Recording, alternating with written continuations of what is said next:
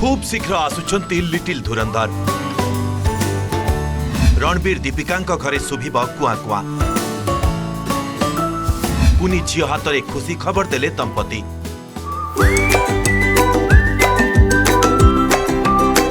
धुरंधर fame तथा superstar Ranbir Singh और दीपिका पादुकोण देले खुशीर खबर।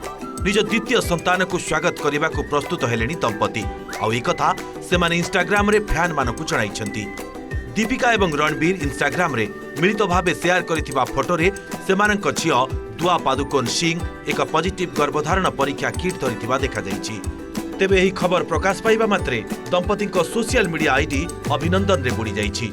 प्रशंसकंक ठारू बॉलीवुड स्टार पर्यंत समस्ते एही खुशी खबर रे सेमानकु शुभेच्छा जणाइछंती।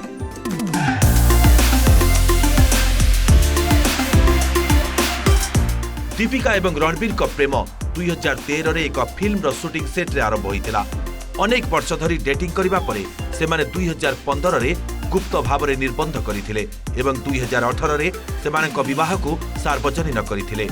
2024 रे निजर प्रथम संतान झियो दुआ पादुकोण सिंह को स्वागत करिथिले एही दंपति। एबे सेमानक परिवार आहुरी बड़ हेबाकु जाउछि, जहा प्रशंसकंक मध्य रे उत्साह को आहुरी वृद्धि करिछि।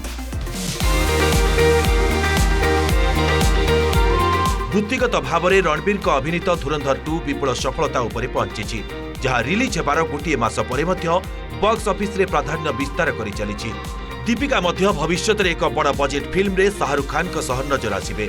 सेभଳି स्थले तांकर द्वितीय संतान दंपतिंक पई लकी चाम पालटिबो बोली फैन माने मत रखिछंती। Bureau report.